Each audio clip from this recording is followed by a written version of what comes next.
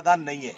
मैं तो हाथ जोड़ करके सब लोगों से ये प्रार्थना करता हूँ, जो जिसकी जैसी भावना है, जहाँ तक बात सुनने की और नहीं सुनने की है कि अधिकारी नहीं सुने, जनप्रतिनिधि नहीं सुने, मैं इनके बीच में यहाँ सड़क के ऊपर नहीं आकर के बैठूं तो आप हमें दोष दें कि नेता नहीं सुनते हैं। लेकिन जिस जनता जनार्दन ने हमको राजस्थान की सबसे बड़ी पंचायत में इनके अधिकारों की लड़ाई लड़ने की जिम्मा देकर के भेजा, इनके अधिकारों की लड़ाई यदि राजस्थान की विधानसभा में नहीं उठाए अविनेश महर्षि, तो अविनेश महर्षि को दोस्तों, लेकिन मैं ये जिम्मेदारी के साथ में कहता हूँ, मैं ये मजबूती के साथ में कह रहा हूँ कि मैं इस संबंध के अंदर उस सड़क की बात है, मैंने पहले भी कहा, दिवंगत मास्टर भंवरलाल जी मेघवाल साहब को मैं याद करना चाहूंगा। मास्टर जी ने और मैंने दोनों ने मिलकर के ये प्रयास किया कि मैं विधायक बन गया, मास्टर जी भी इधर से विधायक बने, मंत्री बने, हम लोगों ने दोनों ने तय किया कि हम जॉइंट वेंचर के साथ में इस सड़क को चालू करवाएंगे, और ये सड़क को चालू करवाने का आदेश भी करवा लिया था। लेकिन उसके बाद में फिर दोबारा कोर्ट ने इसके ऊपर रोक लगा दी। मैं जब गडकरी साहब के पास में जाकर के आया और गडकरी साहब जब यहाँ पर आए, तब भी मैंने कहा इसका क्या सॉल्यूशन निकलता है। मान लो कोर्ट जो है, कोर्ट से ऊपर तो हम लोग भी नहीं है, यदि कोर्ट ये तय कर देता है कि इसके ऊपर एलिवेटेड रोड बना सकते हो, हिरणों के किसी तरह की दिक्कत नहीं आई, उनका मकसद तो यही है, तो उसके लिए एलिवेटेड रोड बनाने के लिए केंद्र सरकार पैसा दे, गडकरी जी पैसा दे, बड़ा प्रोजेक्ट है। राजस्थान सरकार की विधानसभा के अंदर राजस्थान सरकार से मैंने मांग की है कि सिर्फ आप लोग यहाँ पर हमें परमिशन दे दो।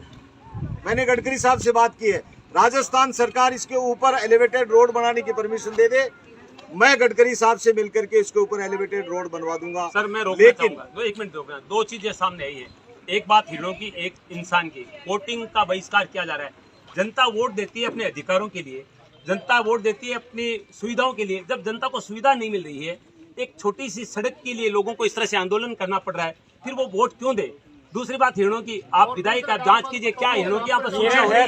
हिरण तो 50 किलोमीटर ऊपर के हिरण जा चुके हैं, कोई सुरक्षा अभ्यारण्य क्षेत्र में हिरणों की नहीं है। क्या कौन से हिरणों की, न तो हिरणों की यहाँ पर सुरक्षा, न इंसानों की कोई सुविधा, क्या करेंगे जनता? ये बताइए। अब आप करेंगे, तिवारी जी सुनिए, मैं आपकी बात का जवाब नहीं दे रहा हूँ, लेकिन मैं ये कह रहा हूँ, बार बार आप 3 बार मेरा वीडियो देखिए राजस्थान की विधानसभा के अंदर, मैंने ये कहा है कि इन हिरणों के कारण से यहाँ के आसपास के 10 किलोमीटर के गांव परेशान है, 10 किलोमीटर का किसान परेशान है।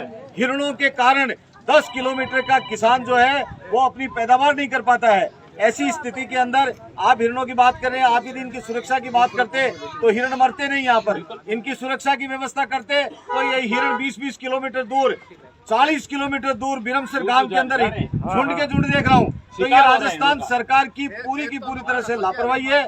मैं आप लोग ये कहेंगे कि भाई मैं विपक्ष का विधायक हूँ, विपक्ष का विधायक होने पर भी मैं विधानसभा के अंदर 3 बार ये आवाज उठा चुका हूँ। अब एक और कर दिया, 1 किलोमीटर के दायरे के अंदर सब लोगों के ऊपर रोक लगा दी, छापर के अंदर। ये कौन सा न्याय है?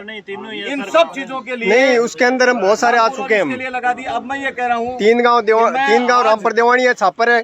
मैं कलेक्टर साहब से बात कर रहा हूँ, वन विभाग के उच्चाधिकारियों से बात कर रहा हूँ, और उनसे बात करके ये कह रहा हूँ कि इसको पहले एक बार इसको तो चालू कराइए।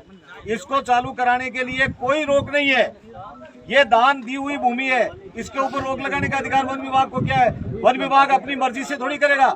वन विभाग अपनी मर्जी से कभी भी पैमाइश करा लेता है, और सड़क तक की रोड को ये कह दिया कि ये रोड तो हमारी है, इनके कागजी की रोड है क्या? ऐसी स्थिति के अंदर मैं बात करके जो भी समाधान होता है उस समाधान के लिए प्रयास हूँ, जनता के बीच में हूँ, जनता के साथ में हूँ। और भाई एक बात बताऊं, जनता यदि मान लो वोट का बहिष्कार करती है, मैं तो ये अपील करता हूँ कि जो आपकी सुनवाई नहीं करे उसको वोट मत दो, जो आपकी सुनवाई के लिए आपको संघर्ष करे उसके साथ में तो कम से कम खड़े होगे। वोट की ताकत आपकी ताकत है, आप हमें ताकत देंगे तो निश्चित रूप से मैं आपको जब आह्वान करूं, यदि यहाँ हमारी सुनवाई नहीं होती है तो आह्वान करूं तो सारे के सारे लोग कलेक्ट्रेट चलो, कलेक्टर साहब के सामने बैठ करके मैं बैठूंगा, आपके सामने कलेक्टर के चेंबर के अंदर बैठूंगा, तब जाकर के समस्या का समाधान होगा। ऐसे थोड़ी है। और कलेक्टर के चेंबर में बैठने के लिए यदि मुकदमा लगता है तो सबसे पहले मुकदमा तो मेरे ऊपर लगेगा, आप लोग क्यों चिंता करते हैं? लेकिन यदि यहाँ पर सुनवाई नहीं होगी और फिर भी नहीं सुनवाई होती है तो मुख्यमंत्री के घर के सामने चलो भैया,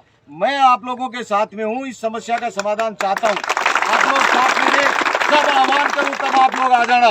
मैं आप लोगों के साथ में हूं चलिए। और फिर अपील करता हूं कि वोट तो अपने को देना है, वोट की चोट से ही काम होता है। वोट की चोट से काम होता है। सरपंच साहब